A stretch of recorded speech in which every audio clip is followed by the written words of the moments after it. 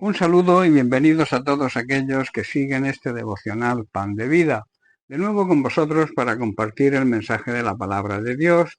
El tema de hoy lo he titulado Ser fiel hasta la muerte. Es muy importante ser fiel en todas nuestras relaciones en la vida, ser fieles en el matrimonio, fieles con nuestra familia, con nuestras amistades, en el trabajo y sobre todo ser fieles en nuestra vida espiritual y en nuestra relación con Dios. En Apocalipsis capítulo 2, verso 10, vemos el mensaje a la iglesia de Esmirna. Dios habla a la iglesia de esta manera: no temas en nada lo que vas a padecer. He aquí el diablo echará a algunos de vosotros en la cárcel, para que seáis probados, y tendréis tribulación por 10 días. Y luego añade la frase que encabeza esta meditación: sé fiel hasta la muerte, y yo te daré la corona de la vida. Este mensaje es muy necesario para la iglesia de hoy. Sé fiel hasta la muerte y yo te concederé la corona de la vida. La iglesia de Esmirna es la única, junto con la de Filadelfia, que no recibe ninguna queja ni amonestación de parte del Señor. El Señor solo les da palabras de ánimo y de esperanza. Era una congregación ejemplar. Ahora bien, ¿cuál era el secreto de su buena salud espiritual? La respuesta es tan sencilla como difícil de entender y de aplicar hoy a nuestra vida cristiana. No era otra que su actitud ante el sufrimiento. Era una iglesia que atravesaba por grandes pruebas, pero estos cristianos eran de una sola pieza, íntegros y dispuestos a pagar el precio por seguir a Cristo hasta el final y demostrar así su fe en Él. Mediante el sufrimiento fueron probados y salieron aprobados. El mensaje del Señor a esta iglesia tiene una vigencia extraordinaria para nosotros, la iglesia de hoy, puesto que existen muchos hermanos en la fe que están sufriendo una gran oposición y persecución. Existe hoy una gran actitud contraria a todo lo relacionado con Dios y los cristianos. Ser cristiano en medio del sufrimiento es duro, pero produce un efecto de crecimiento y fortalecimiento de nuestra fe.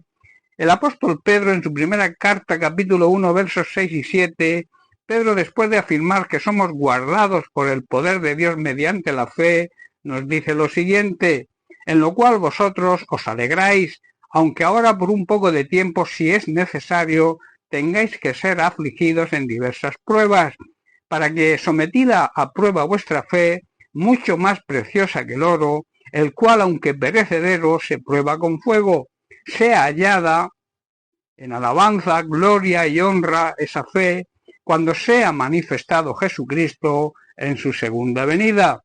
Nuestra fe, al permanecer firmes en tantas pruebas, nos traerá de parte de Dios mucha alabanza, gloria y honra en el día que Jesucristo sea revelado a todo el mundo.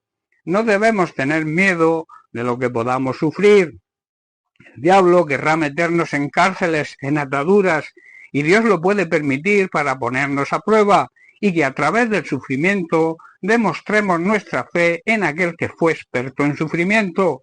Si permanecemos fieles, incluso cuando nos enfrentemos a la muerte, Él nos promete darnos un galardón, la corona de la vida eterna. Ahora bien, ¿qué le ocurre al pecador que se obstina en seguir pecando? En Oseas capítulo 13, verso 9, Dios se dirige a su pueblo con unas palabras que son de aplicación para su iglesia hoy. Dice así: te perdiste, oh Israel, mas en mí está tu ayuda. Dios, en otras palabras, nos está diciendo: cuando os ponéis en contra mía, cuando despreciáis mi palabra y despreciáis mi ayuda, vuestra propia destrucción la tenéis cercana. Cuando los creyentes nos ponemos en contra de Dios, perdemos el amor y el cuidado que Dios tiene para sus hijos y como consecuencia nos perjudicamos a nosotros mismos. Hay un dicho popular que dice: no tirar piedras sobre nuestro propio tejado, y el refrán reza así: ningún tonto tira piedras a su propio tejado. Esto significa hablar, actuar o comportarse directa o indirectamente contra el beneficio o los propios intereses. Los seres humanos a veces perdemos el norte e incurrimos en insensateces que lamentamos en nuestras propias carnes. Es lo que hacemos cuando nos ponemos en contra de Dios y despreciamos su ayuda. Si persistimos en nuestro pecado, estamos resistiendo el amor de Dios, pero si nos acercamos y no nos resistimos a ese amor demostrado por medio de Cristo, estaremos siendo atraídos hacia Él. En Filipenses capítulo 2, versículos 5 al 8, Pablo nos muestra el ejemplo de Cristo.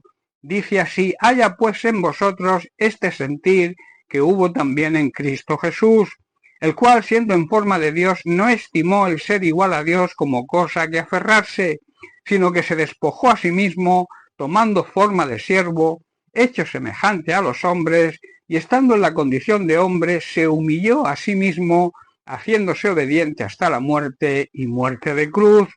El conocimiento del plan de Dios, que no es otro que Jesucristo, para la salvación de la humanidad, nos guiará al pie de la cruz y nos arrepentiremos de nuestros pecados, los cuales causaron el sufrimiento de Cristo. Las cosas mundanas dejarán de interesarnos, puesto que jamás podrán satisfacernos.